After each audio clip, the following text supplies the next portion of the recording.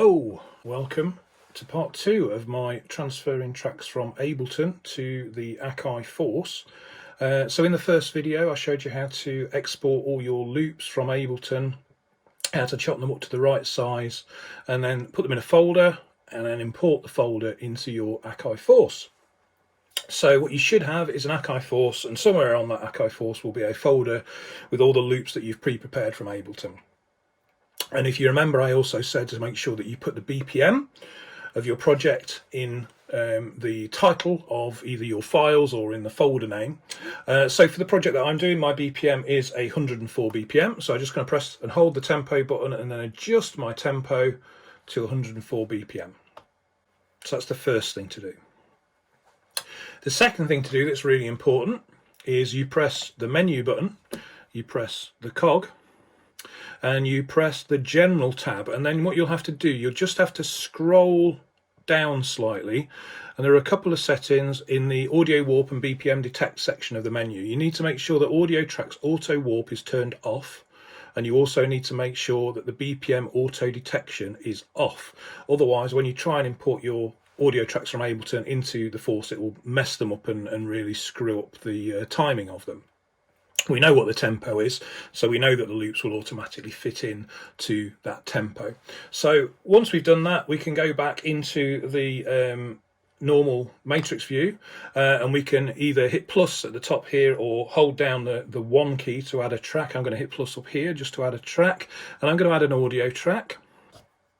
And then what I'm going to do, I'm just simply going to press on the keypad here and light up one of the things there so it's flashing, and then if I hit load I can then browse to my folder which is on my main drive. So here we go, Big Force, and into the duty folder, which is where those things are. And if I just quickly find that first sample, here we go, here it is, the chord sample. This is the one that we used at the beginning. They exported out, hit load. And now what that does, that's going to load that into the pad, and now I can trigger that sample just by pressing it. And there it is. So if you remember in the first video, this is the one that I actually showed you how to export. And if I just pop into clip view,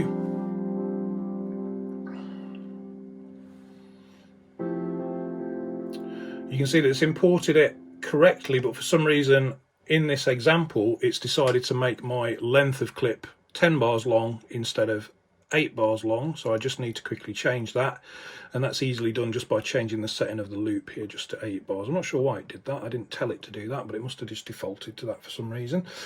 So now we've got a loop that loops, so when I play it back,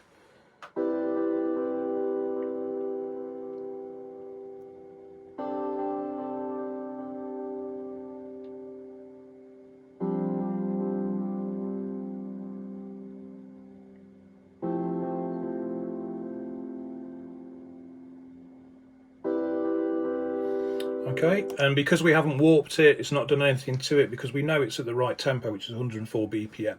Okay, so once we've got the first track lined up, we're going to move on to the second track now. So again, I'm going to load an audio track, making sure that I've added a new track using the matrix view or just by pressing the button at the bottom, and again hitting the key at the top there so it lights up white just to say that's where we're going to load it to. And then when we load our new track in, and this time I'm going to load in the drone track. So if you remember from my tutorial video previously, this drone track is very long, it's 40 bars long. So this one, because we're loading it straight in, if I flip back into clip view, you can see that the clip has automatically made it the right length. It's 40 bars long. So as long as you don't set up any parameters in that clip, your sample will fill that clip, which makes it really easy to set up your tracks. So now I've got 2 tracks, and if I hit the launch button, both those tracks will play.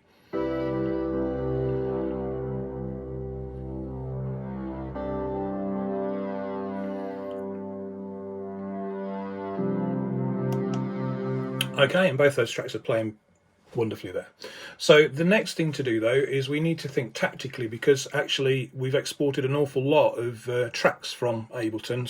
Some projects have got literally 20 or 30 audio tracks. So we need to think a little bit tactically about how we're going to do this, because actually, although we've got audio tracks for these things in Force, we actually don't need to use audio tracks. So the next thing that I'm going to show you is how to handle multiple audio tracks from Ableton in one track in Force. So the way that I've learned how to do this is basically, if you've got a drum kit and several drum samples, then it's easier to use a drum kit in Force to be able to trigger those samples all at once. So what I'm going to do this time is, rather than using an audio track, I'm going to press plus and I'm going to hit drum. And then what that will do is open up a drum track. And if I press the step sequence button, I've got access here for the pads for that thing. And I can use the same process, making sure the pad is white, and then by loading. And what I can do now is I can load in my beats. So I've got beat 1 just here. So that's my first beat. And then my second beat is going to be loaded here, so it's just a simple case of pressing the next pad along, loading in the next beat. Here it is.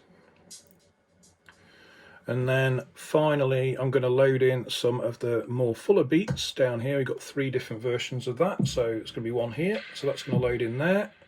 So what I also find is it's nice to separate your beats up as well, so you're not getting confused when you're wanting to trigger them. So there's another beat. Here's another one. And there's another one. Okay, and then finally, just in that top row, I've got a few things like some crashes and bangs, etc. here that I'm just going to load in along those top ones. Okay, so what I've got now is a selection of little beats, and they're all loaded onto the pad. So when I hit the pad, it plays the sample.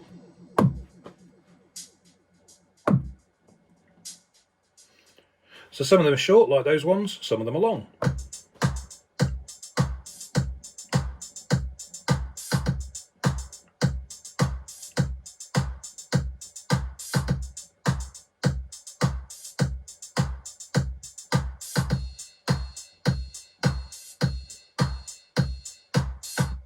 So you can see that all I'm doing is tapping the key and the whole sample is playing. And this is one of the things that a lot of people don't realise. You can actually change the way these samples work. So by default, they automatically default to the one-shot version of the sample, which means that no matter how big your note is, it will play the whole sample. But we don't want it to do that in our thing. What we want to be able to do is trigger it by note.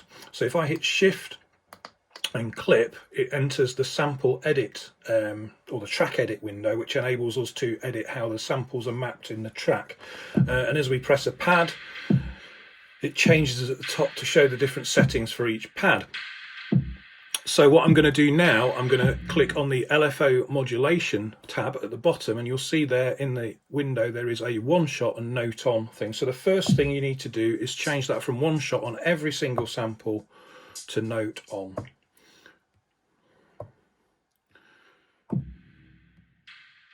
So what that basically has done now is, rather than each sample playing the whole sample, it now will only play when the note is held down. So that's great. That's what we actually want, because we want to be able to put in notes in a clip to trigger these samples and then hopefully create our song the same as it was in Ableton.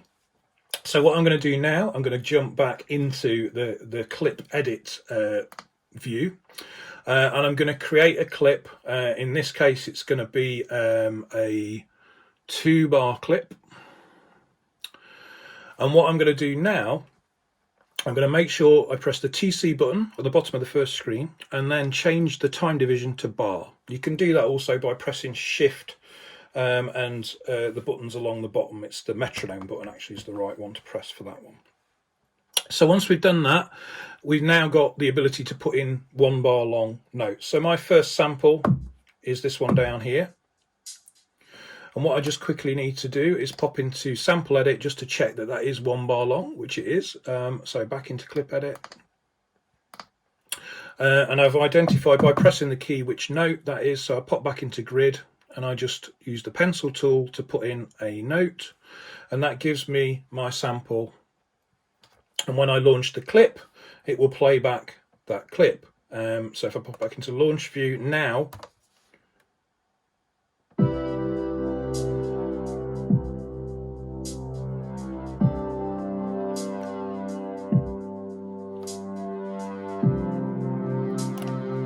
so now I've created my first part of the drum loop, and what I'm going to do now is just simply copy the drum pattern down to the next thing, and what I can do now is edit this one and add the second layer over the top of that using the clip view again. Just pop into sequence mode, and the drum beat that I want to put in is this first one here, so I just need to find out where that is, which is up there, and again I just use the pencil tool to pop that in. This time though it's a longer sample, so what I need to do is change the length.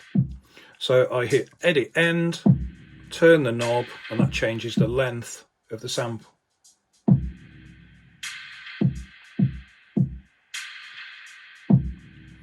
So you can hear that now playing back. Okay, so once we've created the second loop, we just simply copy that loop and paste it again. We've now got a third loop, and we can go into clip edit again.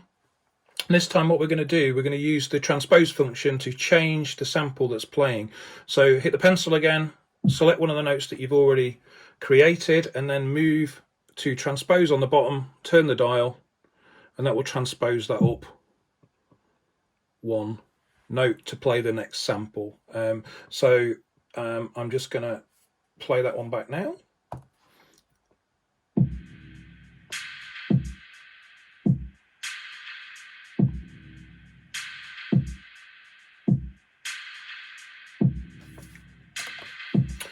Okay, and then what I'm also going to do is double the length of this one. So just by pressing Shift and the double button, that doubles the length. And then finally, what I want to do is zoom out and select that note and delete it, and extend my first note so that that covers 4 bars. And hopefully this time, when it plays back,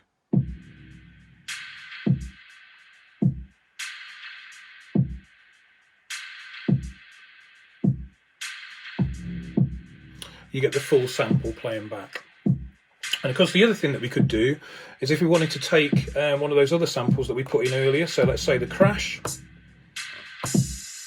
here, what I can do is just add one of those in.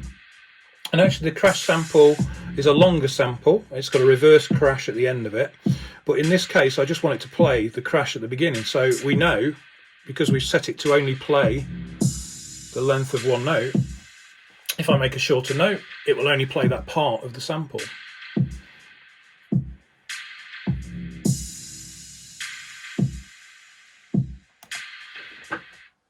So, that's pretty much how to do it. It's fairly straightforward, really. It just takes a little bit of planning, because you'll need to create sampler instruments, so drum kit instruments, to be able to play lots and lots of audio samples. Just by importing them onto audio tracks alone, it won't work with Ableton. Once you've managed to load in all your tracks, you end up with an arrangement that looks like this, where we've got the same kind of setup as Ableton.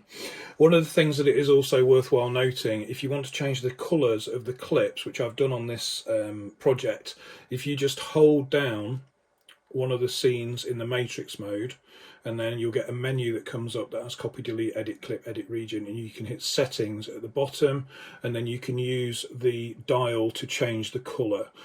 So this is really useful just for mapping out your sets on the pads, because it's difficult to see what's going on sometimes. For one of the things I do is, for example, if there's a breakdown, I do that red just so that I can see it. So here we go, here's the sections from the song.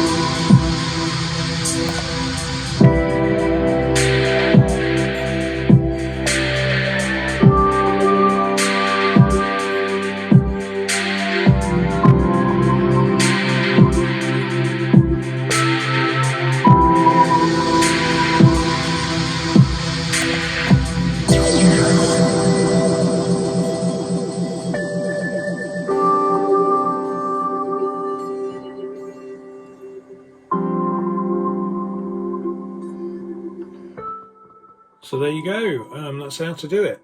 Obviously, if you like the tutorial, give it a like. If you want to check out the music that I'm making, my artist name is Duty. You can find me on Bandcamp as Duty Music, and also on Facebook as well. Also, if you check out iTunes, you'll find me on there, and Spotify and all the usual things. Feel free to give me a like on Facebook, and you'll see me hanging out in the Akai Force users group a bit as well. So if you've got any questions, just pop in there and give us a shout. Thanks very much for watching.